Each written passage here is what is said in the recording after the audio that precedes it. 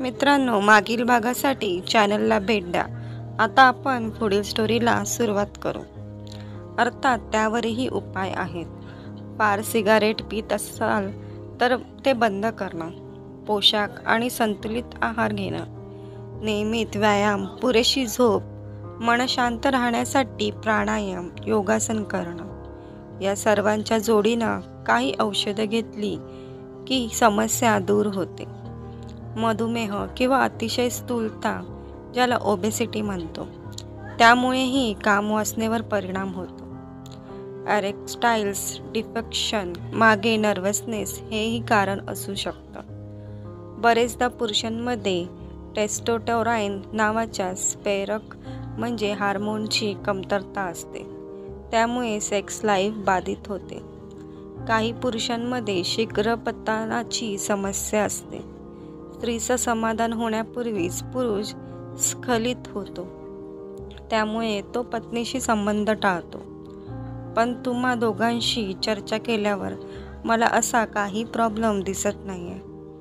तरीही राजा, तुम्ही एकदा तुमचं हार्मोनल लेवल तपासून घ्या. तपासणीचे रिपोर्ट मला आणून दाखवा. राजाच्या हार्मोन रिपोर्टमध्ये काही दोष नव्हता. म्हणजे शारीरिकदृष्ट्या राजा पुरुष म्हणून पूर्णपणे सक्षम होता. ईशावर जीवापाड प्रेमही आहे आणि तरीही त्याच्यात अजून लैंगिक संबंध घडून येत नाहीये. डॉक्टरांनी विचार करून ईशा व राजाला म्हटलं, मी तुम्हाला सेक्स काउन्सिलरकडे पाठवते. माझी चिठ्ठी घेऊन जा. तुमच्या समस्येवर तोडगा नक्कीच निघेल. लगेच दुसऱ्या दिवशी राजा व ईशा सेक्स काउन्सिलरकडे पोहोचली. त्यांनीही शांतपणे सर्व केस समजून घेतली. मग दोघांना आणखी काही प्रश्न विचारले. त्यातून त्यांना कळलं की राजाला तसा काहीच प्रॉब्लेम नाही आहे. ऑफिसात देखील सगळं अलबेल आहे. उलट गेल्या 8 वर्षात त्याला घसघशीत 3 प्रमोशन मिळाली आहेत. घरात, समाजात, आर्थिक पातळीवरही कोणतीच समस्या किंवा टेन्शन नसताना सुद्धा असं काय आहे की तो पत्नीला संभोग सुखानं तृप्त करू शकत नाही. मी राजा, मला जरा तुमच्याशी एकांतात बोलायचं आहे, गंभीरपणे डॉक्टरांनी म्हटलं. ईशा उठून बाहेर गेली. आता डॉक्टरांनी राजाला अगदी लहानपणापासूनच्या त्याच्या आयुष्यातल्या घटना विचारल्या. सध्या ज्या जोडप्याबरोबर तो राहतोय ते त्याचे दत्तक आईवडील आहेत. राजा सांगत होता, सर, मी व माझे आई बाबा आणि माझी ताई असं आमचं कुटुंब होतं. ताई माझ्याहून 12 वर्षांनी मोठी होती. बाबांनी तिचं लग्न 18व्या वर्षीच मित्राच्या मुलाशी लावून दिलं होतं. आई बाबा एका अपघातात अवचित दगावले. त्यापूर्वी त्यांनी त्याचं विल तयार करून ठेवलं होतं. माझ्या नावावर जरा जास्त संपत्ती होती. ताईलाही तिचा वाटा त्यात लिहिलेला होता. आई बाबा गेले तेव्हा मी 8 वर्षाचा होतो. ताई मला आपल्याकडे घेऊन आली, कारण मला बघणारं कोणीच नव्हतं. भाऊजींनाही त्यात काही अडचण नव्हती. पण ताईच्या सासूसासऱ्यांच्या मनात कली शिरला. त्यांना संपत्तीची हाव सुटली. ते ताईकडे बाबांचं मृत्यूपत्र मागू लागले. त्यात स्वतःच्या सोयीनं त्यांना बदल करून घ्यायचे होते.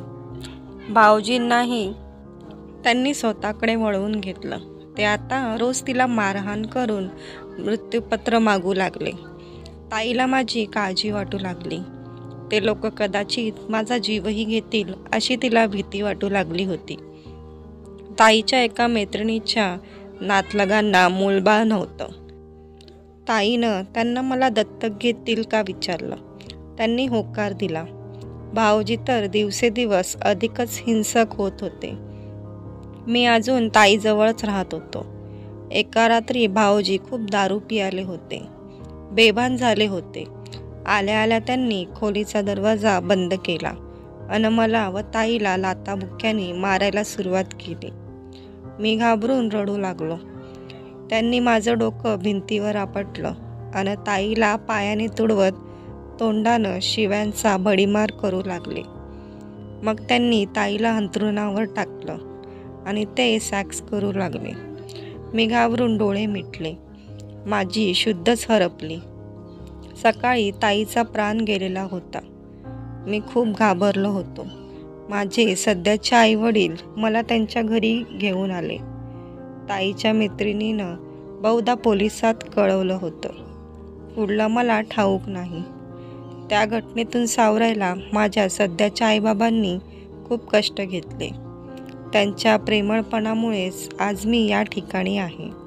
पण वयाच्या 8व्या-9व्या वर्षी ताईबरोबर भाऊजींनी केलेले प्रकार माझ्या मनात रुतून बसला आहे. माझी ताई त्या सॅक्समुळेच गेली हे माझ्या मनातून जात नाही. मी ईशाबरोबर सॅक्स केल्यावर ईशा मरेल, मला सोडून जाईल हा विचार त्या क्षणी माझ्या मनात प्रबल होतो आणि मला सॅक्स नको वाटतं. ईशाच्या जागी मला ताईचं प्रेत दिसतं आणि मी तिथून बाजूला होतो. हे सगळं आपोआप होतं. माझा स्वतःवर त्यावेळी ताबा राहत नाही. तर मित्रांनो, पुढील भाग लवकरच येईल. स्टोरी आवडल्यास व्हिडिओला लाईक करा आणि चॅनलला सबस्क्राईब करायला विसरू नका.